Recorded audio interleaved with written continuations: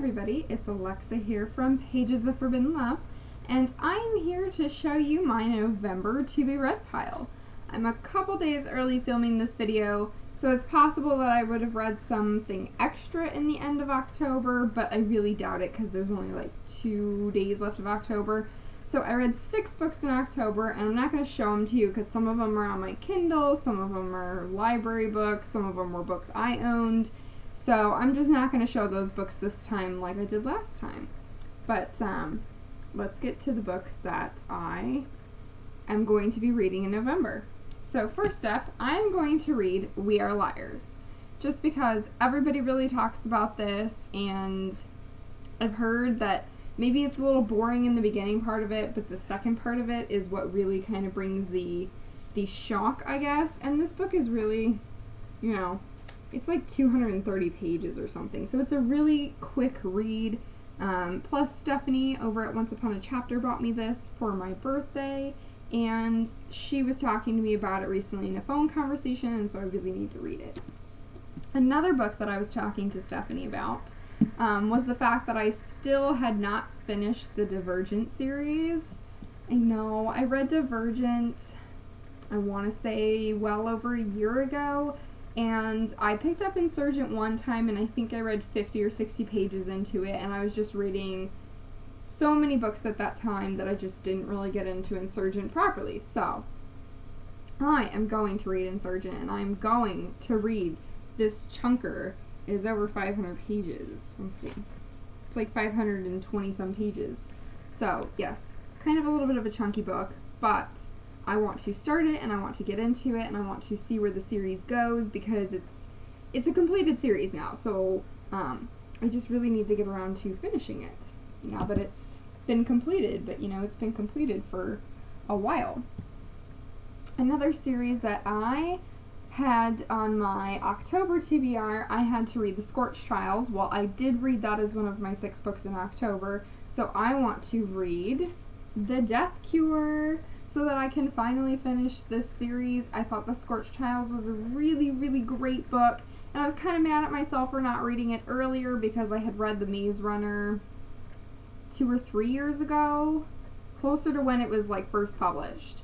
And then I just never continued on with the series because I didn't love The Maze Runner, but the movie surprisingly was really good for me, and it kind of renewed my faith in the series, which is kind of weird to say a movie is renewing my faith in the books, because usually that doesn't happen.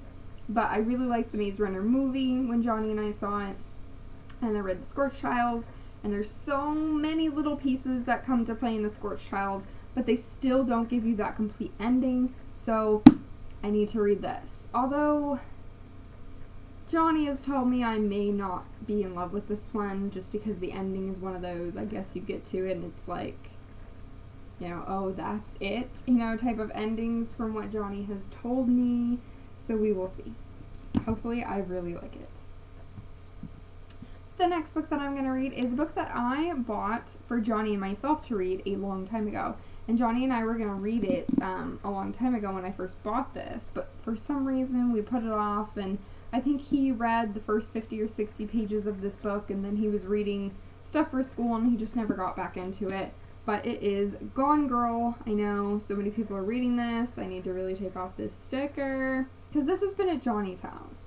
This has been at Johnny's house on his bookshelf since we bought it, 7-8 months ago. So yes, I need it back on my bookshelf so that I can read it and see what all the hype is about, and then hopefully see the movie, because, everybody's kind of been very excited about the movie and everything else. The next book that I want to read is actually a reread for me. So I told myself that in 2013 I was going to reread the Harry Potter series in its entirety. And by the end of that year, I had only read books 1 through 4. And I really love doing rereads. I picked, in 2012, I decided I was going to start picking one series to reread every year. So in 2012, I reread the whole Twilight series to see if my opinion on the series had changed or not. I ended up finding out that I really enjoyed reading Twilight again, kind of a little bit of a new perspective after all these years. In 2013, I decided I wanted to reread Harry Potter because it's a favorite series of mine, and I hadn't read the books in a long time. However, like I said, during that year I only got through books 1 through 4. I told myself that now in 2014, I wanted to finish books 5, 6, and 7, which are the chunkiest books of the series. And so I started listening to number 5 on audio, I think either at the end of last year when I was trying to do it or into the beginning of this year, and I just did not finish it on audio. I think I may have gotten 200 or 300 pages into the book in the audio version. But you know what? I am a book person with the Harry Potter books. I love the books, and you know what? I'm kind of sad at myself for not going on with the Harry Potter series, because book 5, where I stopped, is actually my favorite book of the entire series. So, I don't think I'm going to finish this in November, but I definitely want to get started. So let's see here. I have a bookmark in here. So the bookmark is at 208, so I must have gotten about 200-ish pages into this when I was listening to it on audio. So I'm going to take that out. We're going to silence Johnny for just a minute there. He can call me back. So yeah, I guess I got about 200 pages in it on audio / reading it about a year ago, and I just never finished it. But I love Harry Potter number 5. So even if I do not finish Order of the Phoenix in November, because this book is the chunkiest book at like 900 pages, I think. Yeah, it's almost 900 pages long for a hardcover version. Johnny must be trying to get a hold of me here. Hopefully I can wrap up this video in time. Anyway, I've been rambling now for Harry Potter for about 2 minutes, I think. So, wrapping up here, want to start this, kind of get into it, and I do want to, you know, keep on going with the series, even if I don't finish the series until 2015. But they're great rereads for me because I already know everything that happens, so I don't have to spend a whole lot of time reading them.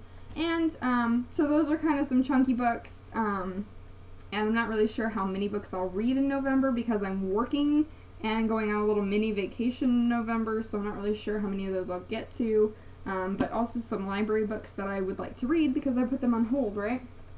So Falling Into Place, I really didn't have any desire to read this book until I was watching the Tea Time videos by Harper Teen, and they were talking about this book in their Tea Time videos because I'm pretty sure it's published by them. Well, it's Epic Reads is like their sticker on the back, so yeah, Epic Reads was talking about it.